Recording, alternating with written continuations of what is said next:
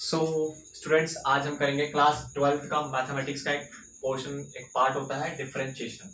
तो आज हम इस इस वीडियो के अंदर डिफरेंशिएशन टॉपिक को समझने वाले हैं। इस टॉपिक का नाम डिफरेंशिएशन है। डिफरेंशिएशन में हम लोग फंक्शंस को डिफरेंशिएट करेंगे, लेकिन हमें डिफरेंशिएशन जानने से पहले सबसे पहले हम ये देखेंगे कि हमें इसकी जरूरत क्यों पड़ी, नीड क्यों हुई। ठीक है, तो हमने इससे पहले डिफरेंशिएशन से पहले याद रखना, हमने 2D के अंदर स्लोप पढ़ा था कि अगर एक्स एक्सिस और वाई एक्सिस के बीच का अगर स्लोप स्ट्रेट है, अगर एक स्ट्रेट लाइन बनती है तो इसका जो स्लोप बनता है, वो किस तरह से बनता है। स्लोप हमने लिख दिया y बराबर एम एक्स प्लस सी, और ये m होता है, क्या होता है, यही स्लोप होता है इस तरह से। लेकिन इस स्ट्रेट लाइन के लिए हम अगर हमारे पास दो पॉइंट इस तरह से रखे गए, यहाँ पे मान लो 2 पॉइंट रखे गए, तो हम अगर इसको ट्रिग्नोमेट्री की तरह मिलाकर इस पॉइंट को, अगर ये वाली एक्सिस, ये वाली कंप्लीट एक्सिस अगर y है, y2 है, और अगर ये वाली लाइन ये y1 है, तो इस तरह से यहाँ पे हम निकाल सकते हैं इसके लिए। इसी तरह से जो कंप्लीट लाइन होगी ये x2 होगी, और यहाँ से यहाँ तक की जो डिस्टेंस होगी वो x1 होगी।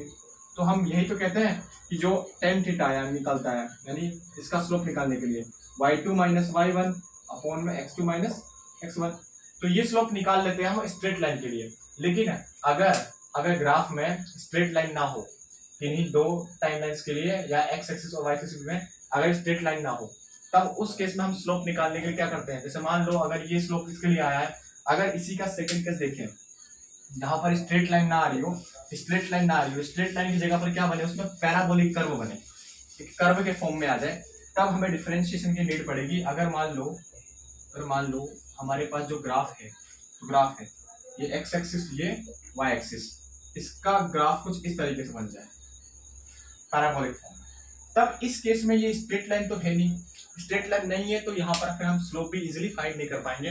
यहाँ पर स्लोप निकालने के लिए ये छोटे से पॉइंट्स क्या होंगे, कटेंगे। अभी यहाँ पे मान लो एक स्मॉल पार्ट होगा, बेसिकली क्या होगा, स्मॉल पार्ट होगा, ये स्मॉल पार्ट होगा। इसी को अपन क्या बोलते हैं, ये जो स्मॉल पार्ट है वाला, इसको dy बोलते हैं और इसको dx, यानी छोटी सी स्ट्रेच बनेगी। ये धीरे धीरे क्या होगा, एकदम पास में हो जाएगा, यानी वेरी स्मॉल। और इसी को अपन बोलते हैं, यहाँ पर जो स्लोप बनती है इसकी क्या बनती है, dy बाय dx, यानी y फंक्शन का x के रेस्पेक्ट में डिफरेंशिएट है। ठीक है, वेरी स्मॉल। अभी ये जो ग्राफ से हो सकता है क्लियर ना हो, मैं एक चीज बता रहा हूँ अभी, उससे आपको पक्का क्लियर हो जाएगा। तो यहाँ देखते हैं एक बार, यहाँ पे इस ग्राफ के थ्रू हमने देखा कि ये स्मॉल पॉइंट बनाता है, स्मॉल पॉइंट पर क्या होता है, ये कटता है, और देन इसके बाद हम स्लोप निकालते हैं। तो मैं बताता हूँ, जैसे मान लो इजीली यहाँ पर एक्स स्क्वायर, हमारे पास कोई वाई फंक्शन एक्स स्क्वायर में है, अगर मैं इसको डिफरेंशिएट करूँ वाई के एक्स के रेस्पेक्ट में, तब मेरे पास जो वैल्यू आएगी वो 2x आएगी। अभी बताऊंगा ये भी क्यों आएगा, ये फॉर्मूला से आएगा, लेकिन मैं इसको क्लैरिटी दे रहा हूँ ये हुआ कैसे, देखा एक्चुअल में ये हुआ क्यों। जैसा मैंने ग्राफ बताया कि हमारे पास एक छोटा सा पॉइंट होगा जहां पर हमारे पास स्लोप मिल रही है y बराबर dy बाय dx। ठीक है, तो यहाँ पर हमें करना क्या है, देखो यहाँ पे करना क्या है, यहाँ पे मान लो मेरे पास x जो है वो क्या है, 20। ठीक है, अभी बता रहा हूँ x मेरे पास क्या है, 20। तो एक काम करो, यहाँ पर एक्स स्क्वायर निकालो, एक्स स्क्वायर निकालोगे तो क्या आ जाएगा, यहाँ पे अगर x 20 है तो एक्स स्क्वायर निकालो तो आ जाएगा 20 का स्क्वायर 400। इसी तरह से एक बार x की वैल्यू लो 21, तो एक्स स्क्वायर क्या आ जाएगा यहाँ पे 441। अब दोनों का डिफरेंस निकालो, हम स्लोप में यही तो लेते थे स्ट्रेट लाइन के अंदर की y2 माइनस y1 और x2 माइनस x1। तो एक बार इनका डिफरेंस निकालकर देखेंगे कि हमारे पास स्मॉल चेंज कितना हो रहा है। स्मॉल चेंज के लिए देखो 441 में से अगर 400 को हम माइनस करते हैं तो कितना आएगा, 41 आएगा। और हमने अभी निकाला था कि एक्स स्क्वायर का जो डिफरेंशिएशन होता है वो क्या होता है, 2x होता है। अगर यहाँ पर मैंने x 20 ले रखा था, x क्या रखा था 20, देन इसके बाद मैंने क्या वैल्यू को इंक्रीज किया है, तो यहाँ पे 20 ले रखा, तो 2 इंटू में 20 जब मैं करूंगा तो कितना जाएगा, 40 आ जाएगा। और जो 40 जो है वो अप्रोक्सीमेट वैल्यू है 41 के आसपास। तो यही तो कहा था कि छोटा सा स्मॉल माइनर चेंज हुआ है हमारे पास उस ग्राफ के अंदर, यानी एक्स स्क्वायर हमेशा 2x के बराबर आया है। तो यहाँ पर 2x आ गया, यही तो था 2x, x की वैल्यू हमने क्या ली थी, 20 ली थी, तो 2 इंटू 20 कितना हो गया, 40, और 40 अप्रोक्सीमेट चेंज है 41 के पास, यानी कि डिफरेंस के बराबर, यानी कि वो छोटा सा चेंज आ रहा है ग्राफ में अंदर। तो डिफरेंशिएशन हम इसलिए करेंगे। अब डिफरेंशिएशन के हम छोटे छोटे फॉर्मूले करेंगे, उनको सॉल्व करना सीखेंगे। ठीक है, तो स्टार्ट करते हैं एक बार। तो यहाँ पर हम सबसे पहले बात करेंगे इनके कुछ फॉर्मुलास के ऊपर, एंड फॉर्मुलास को हम अप्लाई करना सीखेंगे कि क्वेश्चन में कैसे अप्लाई करते हैं, यानी फंक्शन को हम डिफरेंशिएट कैसे करेंगे। ठीक है, तो देखो यहाँ पे जो सबसे पहला फंक्शन है, मैंने जो पहला फॉर्मूला लिखा y बराबर x, सॉरी y बराबर यहाँ पे मैंने ले लिया कोई कांस्टेंट, ये y कोई फंक्शन है और यहाँ पर मैंने y बराबर कोई कांस्टेंट ले लिया। कांस्टेंट का मतलब यहाँ पर बेसिकली कोई भी डिजिट हो सकती है, यानी नेचुरल नंबर्स 1 ले लो, 2 ले लो, 3 ले लो, डॉट इनफाइनाइट, यानी कांस्टेंट हम कोई भी आ गए। फॉर एग्जांपल यहाँ पे मैंने ले लिया y बराबर 2, ठीक है। तो यहाँ पर अगर मैं इसका डिफरेंशिएशन निकालूंगा dy बाई dx कितना आएगा 0। तो यहाँ पर अगर y बराबर कांस्टेंट हो, y बराबर क्या हो, कांस्टेंट हो, तब उसका डिफरेंशिएशन यानी dy बाई dx जो आएगा वो क्या आएगा 0 के बराबर आएगा। यानी y बराबर अगर कांस्टेंट हुआ तो इसका डिफरेंशिएट निकालेंगे तो हमारे पास आंसर क्या मिलेगा 0 मिलेगा।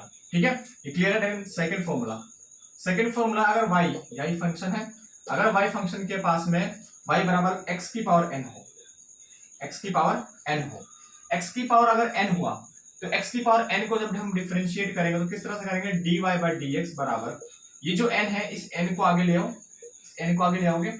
इस x को यहीं रखो, फिर n में से क्या करोगे 1 माइनस कर दोगे, और ये डिफरेंशिएशन का इंपॉर्टेंट फॉर्मूला है, अभी इसमें मैं क्वेश्चन करवा रहा हूं। अगर y की वैल्यू, y कोई फंक्शन अगर x की पावर n में है तो उसका जो डिफरेंशिएशन होगा dy बाई dx वो होगा n इंटू में x की पावर n माइनस 1 के बराबर। तब इसके बाद देखो यहाँ पर मैंने एग्जांपल ले लिया, फॉर एग्जांपल यहाँ पे अगर कोई एग्जांपल लेते हैं तो एग्जांपल लो, देखो यहाँ पे अगर मैंने ले लिया y बराबर x की पावर 3, तो यहाँ पर y बराबर x की पावर 3 है। अगर हम इससे कंपेयर करें y बराबर x की पावर n से तो क्या बन जाएगा, ये हम अगर डिफरेंशिएशन निकालें तो dy बाई dx है इक्वल्स टू इस 3 को आगे लेकर आओगे, यही तो फॉर्मूला है, n इंटू में x की पावर n माइनस 1, तो 3 को हम आगे लेकर आ गए, इंटू में क्या है x, इसकी पावर क्या आएगी n माइनस 1 यानी 3 माइनस 1, तो dy बाई dx जो है वो कितना आ गया 3 इंटू में x की पावर 3 माइनस 1 यानी 2, 3x स्क्वायर। तो इसी तरह से तो डिफरेंशिएशन निकालोगे 3x स्क्वायर हो गया। इसके बाद देखो यहाँ पर कोई एक और एग्जांपल लेते हैं, एक और एग्जांपल लिया मैंने, फॉर एग्जांपल यहाँ पर कोई एग्जांपल ले लिया y बराबर x की पावर 5, अगर x की पावर 5 है तो dy बाई जो dx आएगा, वो किस तरह से आएगा, इस 5 को आगे लेकर आओगे, 5 इंटू में x है यहाँ पे x इंटू में n माइनस 1 यानी 5 माइनस 1, तो dy बाई dx जो आ जाएगा वो क्या आ जाएगा यहाँ पे 5 इंटू में x की पावर 5 माइनस 1 4, 5x की पावर 4, ये क्या हो गया इसका डिफरेंशिएशन। तो इस तरह से अगर x की पावर n हुआ तो हमें क्या करना है, n को आगे लेकर आना है, इंटू में x की पावर n माइनस 1 करना है, ये इसका फॉर्मूला है। फिर देखो नेक्स्ट फॉर्मूला देखो यहाँ पे,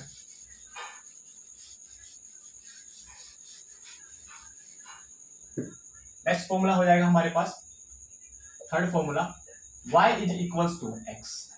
अगर x हुआ तब क्या होगा, तब इसका डिफरेंशिएशन क्या होगा dy बाई dx, क्या होगा यहाँ x हुआ तब क्या होगा यहाँ पे 1 हो जाएगा, क्या होगा 1, अभी क्या हो गया 1 हो गया, यहाँ पे x की पावर 1 हो गया। अभी ये हुआ कैसे वो बता रहा हूँ, देखो यहाँ पे ये हुआ कैसे, y बराबर ये x की पावर यहाँ पे 1 है, x की पावर 1 है यहाँ पे, तो वापस dy बाई dx निकालो एक बार, वही x की पावर n का फॉर्मूला यूज करेंगे, इस 1 को आगे लेकर आओगे इंटू में इस x इंटू में इस 1 में माइनस करोगे 1, तो dy बाई dx जो आ जाएगा वो देखो बराबर 1 इंटू में x की पावर क्या हो गई 0, अगर कोई वेरिएबल का टर्म 0 होता है, पावर में क्या होता है उसके 0 होती है, तो हमारे पास जो आंसर मिलता है 1 आता है, तो dy बाई dx जो आ जाएगा वो क्या आ जाएगा फाइनल 1 इंटू में 1 यानी 1, x की पावर 0 आ गई, तो अगर x की पावर 0 तो 1 और 1 को 1 से करोगे तो 1 आ गया, तो dy बाई dx क्या आ गया 1 आ गया मेरे पास। इसके बाद देखो dy बाई dx को निकालना है मेरे को, यहाँ पे 1 आ गया, ये तीसरा फॉर्मूला यहाँ पर आगे समझना है। इसके बाद देखो फोर्थ फॉर्मूला देखो यहाँ पे, अगर मेरे पास y की वैल्यू मान लो y फंक्शन को 5x से लिया है, तो इसका डिफरेंशिएशन कैसे करोगे dy बाई dx में, यहाँ पर क्या करोगे इस 5 को एज इट इज रखना है, इंटू में इस x की पावर n को तोड़ना है, ब्रेक करो यहाँ पे 3 को आगे लेकर आओगे इंटू में 3, इसके बाद क्या करोगे x की पावर 3 है तो 3 माइनस 1 यानी n माइनस 1, अब सॉल्व कर दो इसे, तो dy बाई dx क्या आ जाएगा अपने पास, 5 3 15 और इंटू में x की पावर 2, 15x स्क्वायर क्या हो गया इसका डिफरेंशिएशन। तो इस तरह से हमें इसको करना सॉल्व, ठीक है। देन नेक्स्ट पार्ट यानी फिफ्थ फॉर्मूला, देखो पांचवें फॉर्मूले में यहाँ पर हम ले लेते हैं y की power y equal to e की पावर x, यानी एक्सपोनेंशियल है यहाँ पे e की पावर x। ये एक ऐसा टर्म है जिसको डिफरेंशिएट करने के बाद भी यही टर्म मिलती है, dy बाई dx का मिलेगा मेरे को e की पावर x। इसको डिफरेंशिएट कर लो या इंटीग्रेट कर लो, इंटीग्रेट भी एक टॉपिक के पार्ट है, तो नेक्स्ट वीडियो में डिस्कस करेंगे उसके बारे में। तो ये dy बाई dx का आ गया e की पावर x, यानी सेम रहेगा यहाँ पे। इसके बाद देखो सिक्स फॉर्मूला, अगर y जो आ गया log ऑफ x आ गया, तब अगर इसको डिफरेंशिएट करेंगे तो dy बाई dx क्या मिलेगा मेरे को, dy by dx 1 by x के बराबर, 1 बाई x के बराबर। इसके बाद देखो सेवेंथ, अगर मेरे पास y फंक्शन क्या आ गया a की पावर x, तब क्या हो जाएगा यहाँ पे dy बाई dx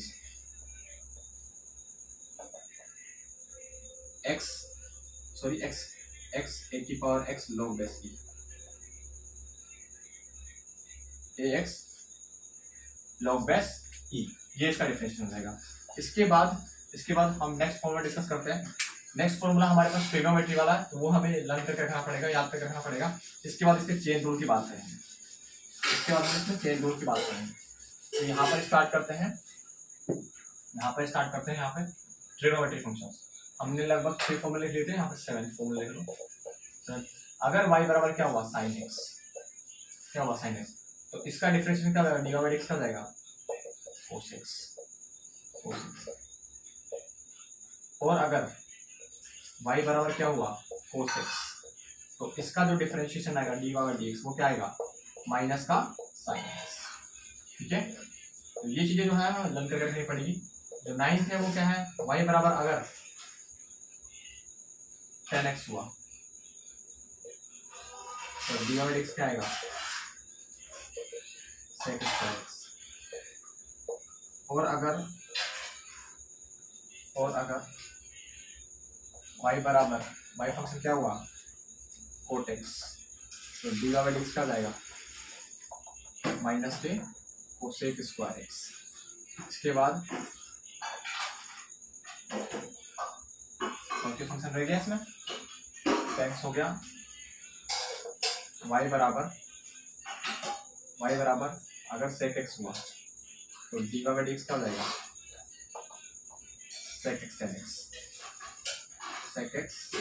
x। और अगर y बराबर क्या हुआ यहाँ पे cosec x, तो dy बाई dx क्या हो जाएगा यहाँ पे माइनस के cosec x cot x, ठीक है। ये हमें लग करके करना पड़ेगा, ये फॉर्मूला ये हमारे आगे काम आने वाला है। अभी जो हम यूवी रूल करेंगे उस यूवी रूल में ये काम आने वाले हैं, तो अभी यूवी रूल करते हैं एक बार, ठीक है, ज़्यादा क्लियर है। इसके बाद हम करेंगे यूवी रूल। अब यूवी रूल करते हैं एक बार। यूवी रूल करना क्या होगा, बेसिकली हमारे पास फॉर्मूला है, उसको चेन रूल भी कहते हैं, और उसके थ्रू हमें क्या करना पड़ेगा, हमें फंक्शंस को क्या करना है डिफरेंशिएट करना है। तो देखो यहाँ पे हमारे पास है मोस्ट इंपॉर्टेंट यूवी रूल, ठीक है, बेसिकली इसको हम चेन रूल भी कहते हैं। इसके दो पार्ट हैं, एक प्रोडक्ट वाला है और एक डिवीजन वाला है। तो पहला हम प्रोडक्ट रूल करेंगे, यानी u into v rule. u into v क्या कहता है कि अगर दो फंक्शन है और मल्टीप्लाई में हो तो उसको डिफरेंशिएट करने के लिए पहले क्या करोगे, पहले वाले पार्ट को एज इट इज रखो, फिर क्या करो यहाँ पे दूसरे पार्ट को डिफरेंशिएट कर दो, यानी dv बाई dx पहले u को कर दो डिफरेंशिएट, dx इंटू में b, इस फंक्शन को डेरिवेट कर दिया, फिर क्या प्लस b और differentiate of b by dv of u, यानी इसको अगर फर्स्ट मानते हैं, इसको अगर सेकंड मानते हैं, तो पहले में क्या करो, पहले का डिफरेंशिएट सेकंड को एज रखो, फिर दूसरा वाले में सेकंड वाले का डेरिवेटिव फर्स्ट वाले का एज, यानी इस तरह से बोल सकते हैं इसको, फर्स्ट को ऐसे ही बी को डिफरेंशिएट, फर्स्ट को ऐसे रख दो, सेकंड वाला डेरिवेट कर दो, या पहले को डेरिवेट कर दो, सेकंड का डेरिवेट कर दो, plus v derivative of book. इस तरह से भी हम कर सकते हैं। तो इस तरह से पहले को डेरिवेट किया, यानी जो डैश है इसको डेरिवेशन को फॉर्म सो लिखा रहा है, u derivative v plus v derivative u. अब देखो यहाँ पे सॉल्व कैसे करेंगे। यहाँ पे एग्जांपल के लेते हैं, हम एग्जांपल लेते हैं सॉल्व करने के लिए। फॉर एग्जांपल हमारे पास फाई कोई फंक्शन है एक्स साइन एक्स। अब यहाँ पे देखो ये फर्स्ट ये सेकेंड, यानी इसको u मान लो और इसको v मान लो। तो अगर इसका डिफरेंशिएशन करेंगे, इसको डिफरेंशिएट करेंगे, किस तरह से करेंगे, dy by dx equals to, यहाँ पे u रूल लगाते हैं। तो u रूल लगाकर क्या करेंगे, u का डेरिवेटिव सेकंड का डेरिवेटिव, u का डेरिवेटिव x का डेरिवेटिव क्या हो जाएगा, यहाँ पे x का डेरिवेटिव 1 इंटू में साइन x प्लस इसके बाद v का डेरिवेटिव साइन x का डेरिवेटिव क्या होता है, साइन x का cos x और इंटू में क्या आ जाएगा, यहाँ पे साइन x का डेरिवेटिव cos x और x एज इट इज है तो x एज। तो यहाँ पर हम d बाय dx लिख सकते हैं, यहाँ पर x cos x plus sign x जो है हमारा क्या आया, डेरिवेटिव। इस तरह से तो फाइनल जो इसका आंसर क्या बन गया, dy बाय dx जो है वो इसके बराबर आ गया x cos x plus sign x के बराबर। पहले का डेरिवेटिव सेकंड को ऐसे रखा, फिर प्लस सेकंड वाला डेरिवेटिव और फर्स्ट वाले को ऐसे रखा। इस तरह से हम क्या कर सकते हैं, यूवी रूल लगा के इसको सॉल्व कर सकते हैं। तो चेन रूल में हमने यूवी रूल देख लिया, यानी प्रोडक्ट किस तरह से निकालना है। इसके बाद इसके नेक्स्ट पार्ट में हम इसका यू आई वी रूल पढ़ेंगे, यानी कि नेक्स्ट पार्ट के अंदर हम u upon v rule discuss करेंगे। जब यू अपॉन वी रूल हो जाएगा तब हम इसके डिफरेंट क्वेश्चंस को अप्लाई करके देखेंगे और डिफरेंशिएशन के सारे क्वेश्चन करके देखेंगे। इसके बाद जो इसका नेक्स्ट पार्ट रहेगा वो रहेगा इंटीग्रेशन। तो इंटीग्रेशन को भी हम इसके नेक्स्ट पार्ट में देख लेंगे। ठीक है, अब तक के लिए इतना ही।